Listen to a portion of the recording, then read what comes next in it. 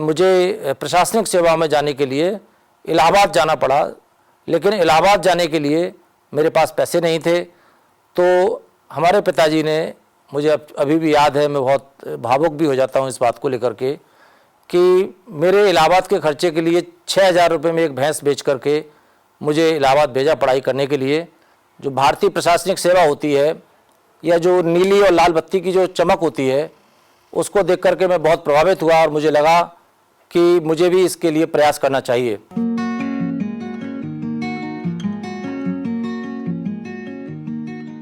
दोस्तों, मैं Rajesh Kumar, IAS 2018 batch, additional commissioner administration Agra division, आप लोगों को ये बताना चाहूँगा कि एक सामान्य परिवार का किसान का बेटा अपने अथक प्रयास से IAS जैसे उच्च पद पर कैसे पहुंचा, उसके पीछे की कहानी क्या है और इस सफलता को प्राप्त करने के लिए उसे कितना संघर्ष करना पड़ा। मैं एक छोटे से कस्बे जलेसर से बिलोंग करता हूं, जो कि जनपद एटा का पार्ट है, और मैं सोचता हूं कि जो मेरी अब तक की जर्नी रही है वो आप लोगों के समक्ष मुझे शेयर करना चाहिए। तो मैं आपको बताता हूं दोस्तों कि जीवन में कोई भी चीज़ मुश्किल नहीं होती है। अगर आपके इरादे नेक हैं तो आप किसी भी स्तर से उठ कर के कहीं भी अपनी मंजिल प्राप्त कर सकते हैं। एक साधारण से बहुत छोटे किसान परिवार से बिलोंग करता हूं और मैं ये अपनी कहानी शेयर करना चाहता हूं सो दैट कि जो बच्चे जीवन के विभिन्न क्षेत्रों में तैयारी कर रहे हैं, परिश्रम कर रहे हैं, वो क्षणिक असफलताओं से निराश न हो और उनसे उनका उत्साह कम न हो। मेरी भी कहानी एक इसी तरह के किसान परिवार के बच्चे के रूप में, मेरे 4 भाई बहन, जिसमें मेरी बहन मुझसे बड़ी, बाकी 2 भाई बहन छोटे हैं, और हम लोगों ने जलेसर में पढ़ना लिखना शुरू किया और आर्थिक स्थिति ठीक न होने के कारण बाकी के और भाई बहन अच्छी शिक्षा प्राप्त नहीं कर सके। और उसके बाद साथ ही साथ मैं क्रिकेट भी खेलता था, क्रिकेट में बहुत अच्छा था, पढ़ाई में भी बहुत अच्छा था, लेकिन क्रिकेट जैसे ही मैं बड़ा होता चला गया, ऊंची क्लास में गया, तो पढ़ाई मेरी पीछे चली गई और मैं क्रिकेट में अधिक समय देने लगा, जिसके कारण एक समय ऐसा भी आया कि मैं कक्षा 12वीं में इम्तहान में फ़ेल हो गया। और उसका मुख्य कारण जब मैंने उसको इंट्रोस्पेक्शन किया, देखा, तो ये था कि चूँकि क्रिकेट में बहुत व्यस्त होने के कारण मैं पढ़ाई नहीं कर सका और मैथमेटिक्स, फिजिक्स, केमिस्ट्री जैसे सब्जेक्ट में आपको पास होने के लिए पढ़ाई की आवश्यकता होती है। लेकिन दोस्तों, मैं उससे निराश नहीं हुआ। मैंने अगली साल बहुत अच्छी तैयारी की, क्रिकेट नहीं खेला, पढ़ाई पर फोकस किया और उस साल मैंने अपने MGM इंटर कॉलेज जलेसर को टॉप किया। तो मैं आपसे बताना चाहता हूं कि क्षणिक असफलता या असफल होने के बावजूद भी व्यक्ति को निराश नहीं होना चाहिए, अपने हौसले कम नहीं करने चाहिए, और इसी दिशा में मैं आगे बढ़ा और मैंने अगले साल ही 10+2 की परीक्षा उत्तीर्ण की और मैं उसमें टॉप आया। तो उसी प्रकार फिर अब मेरे, चूँकि किसान परिवार था, मेरे परिवार में लोग अधिक पढ़े लिखे नहीं थे, तो कोई गाइडेंस मेरे पास नहीं थी। चूँकि मेरे दोस्त के परिवारीजन, उन्हीं के बीच में मैं सुनता था, उनकी बातें सुन कर के मेरे और दोस्त भी आगरा कॉलेज में या सेंट जॉन्स कॉलेज में आगरा जाकर स्टडी करना चाहते थे।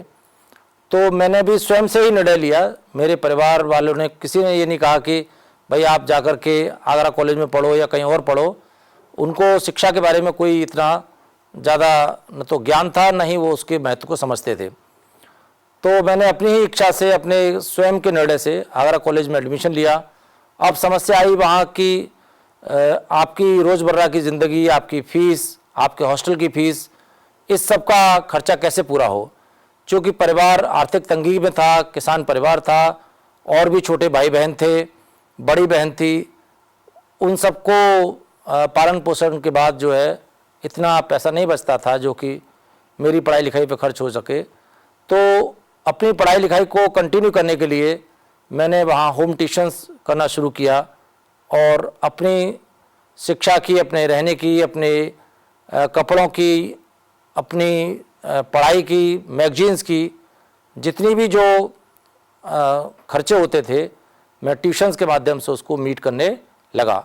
और ये एक इच्छा शक्ति थी कि नहीं, पढ़ कर के बड़ा इंसान बनना है, आईएएस अधिकारी बनना है, ये मेरे बैक ऑफ माइंड में हमेशा से ही रहा।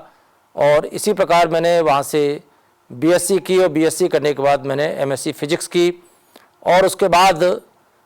मुझे प्रशासनिक सेवा में जाने के लिए इलाहाबाद जाना पड़ा, लेकिन इलाहाबाद जाने के लिए मेरे पास पैसे नहीं थे। तो हमारे पिताजी ने, मुझे अभी भी याद है, मैं बहुत भावुक भी हो जाता हूँ इस बात को लेकर के, कि मेरे इलाहाबाद के खर्चे के लिए 6,000 रुपये में एक भैंस बेच करके मुझे इलाहाबाद भेजा पढ़ाई करने के लिए, जहाँ मैंने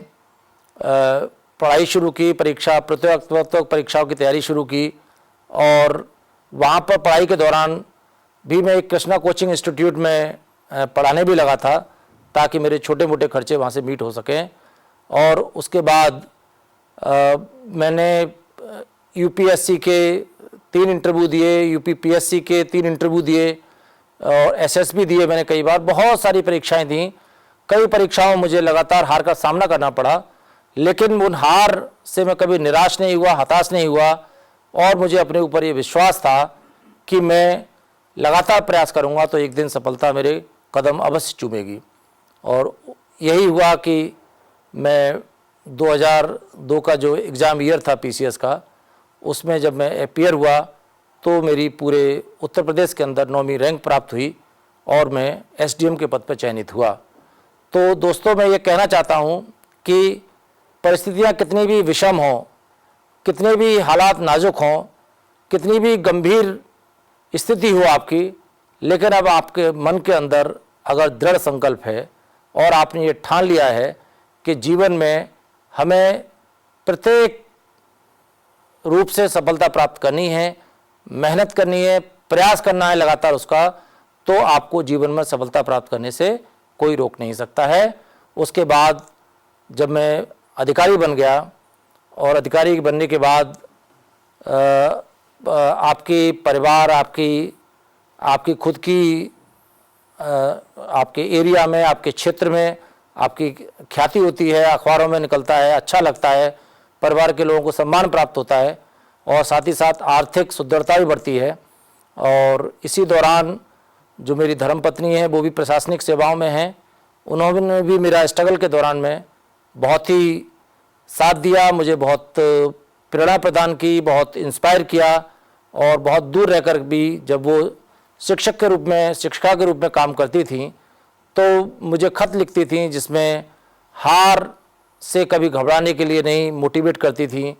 और हमेशा ही कहती थी कि आप सफलता आपको मिलेगी, आप प्रयास करिए, मेहनत करिए, मन से प्रयास करिए। तो निश्चित तौर पर एक उत्प्रेरक के रूप में उनका बहुत ही योगदान रहा। उसके बाद फिर उत्तर प्रदेश प्रशासनिक सेवा में विभिन्न पदों पर रहते हुए मैंने बहुत डिफरेंट डिपार्टमेंट्स में, अर्बन डेवलपमेंट में, ग्रामीण विकास में, रेवेन्यू डिपार्टमेंट में, लॉ एंड ऑर्डर में काफ़ी जगह बहुत अच्छा काम किया। और अल्टीमेटली जो मेरा एक मिशन था कि मुझे भारतीय प्रशासनिक सेवा का पार्ट बनना है, तो मुझे 2018 बैच प्राप्त हुआ। और अब मैं जब पीछे मुड़कर देखता हूँ तो मुझे लगता है कि जीवन के जो संघर्ष थे,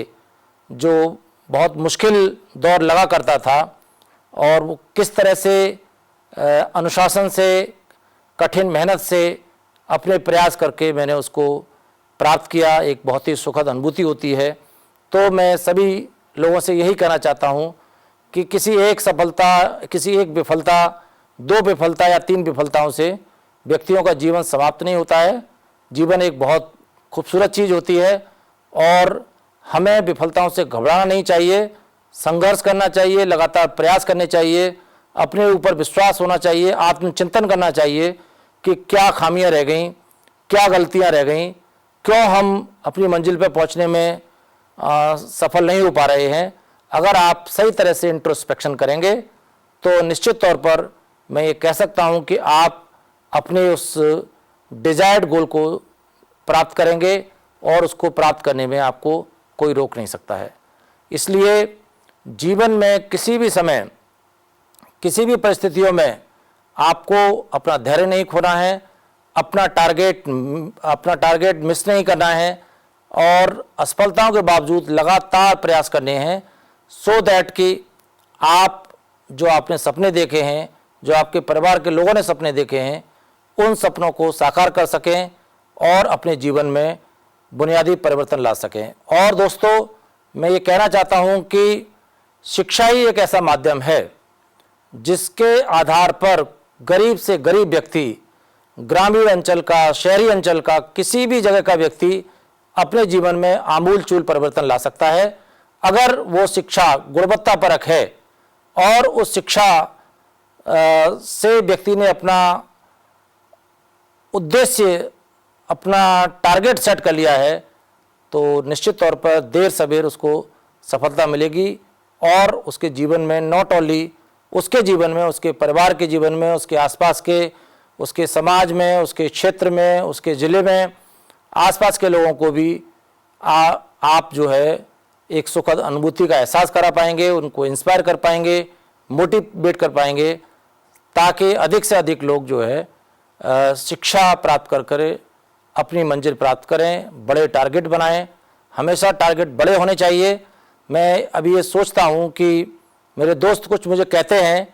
कि अरे भाई, आपने कमाल कर दिया, आप तब कहा करते थे कि आपका भाई नीली बत्ती में चलेगा। तो एक बड़ी अच्छी अनुभूति होती है कि देखिए, जो एक सपने में पहले देखता था वो रियलाइज़ किए। और सबसे खूबसूरत बात यह है कि जिन लोगों के सामने मैं डिस्कस करता था वो आज उस बात के गवाह हैं